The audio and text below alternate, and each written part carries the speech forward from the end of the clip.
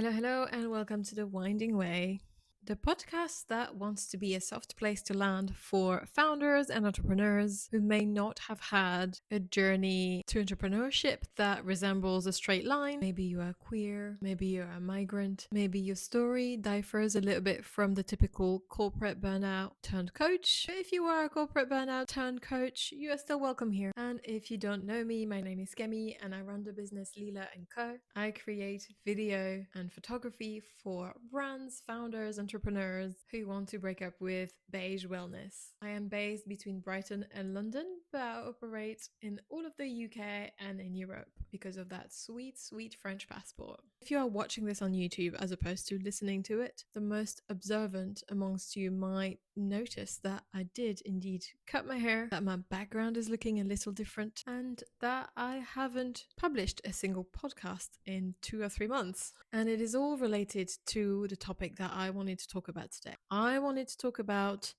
operating from a place of love versus operating from a place of lack. And as everything when you run a business, a soul-led business, that is, it starts from my personal life. What decision am I making from a place of lack? What decision am I making from a place of love? And those questions arose from a recent breakup, which forced me to face which areas of my life needed for me to tend to it. My breakup came from a place of love. I decided to choose myself and to make steps towards a more aligned life. And I had to assess from which place did I start the relationship. And as with everything, I looked at my business through this lens. I am quite a natural pessimistic person. I am not a glass half full type of person. I am always looking at what I don't have, and it makes me take decisions from a place of deep scarcity, which I do not recommend. It impacted my business in very tangible ways. The packages I created to inject some quick cash into my bank account, the people I accepted to work with who weren't a perfect match at all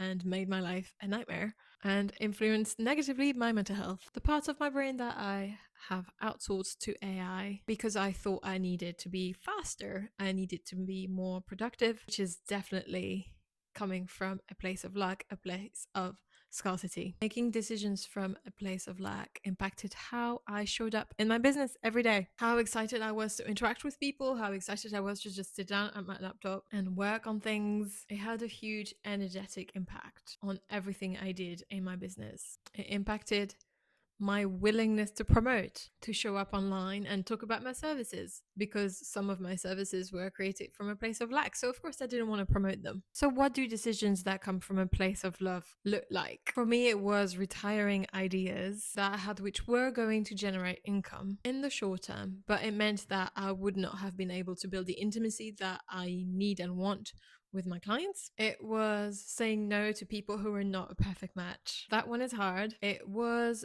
going back to pouring my heart out on the internet to a few select people. The people who are listening to my podcast, the people who are on my newsletter. This is something that I used to do. I used to be more vulnerable on the internet, pulled back, but now we're so back, baby. Being vulnerable to an extent for me comes from a place of love. I am a natural avoidant. Vulnerability is a way to invite connection. Operating from a place of love also meant creating lower ticket offerings, which I did not have before. I run content creation events, I run short day retreats, I run free co-working event, and I have also created a new package called Spark, which is great for people who are just starting out and just need a few headshots. Building a business from a place of love is always what I was called to do. That's why I call myself a purpose-led entrepreneur, a soul-led entrepreneur. I have a very deep spiritual connection, and I think I got the important bits. I love the creative side of my job. I love the people that I work with. I love my clients. I love the purpose that I have. I love my mission. I love how I make people feel. And I love the learnings, even if they are quite uncomfortable. But I needed to refine the quieter bits, the small and big decisions that one needs to make when running a business.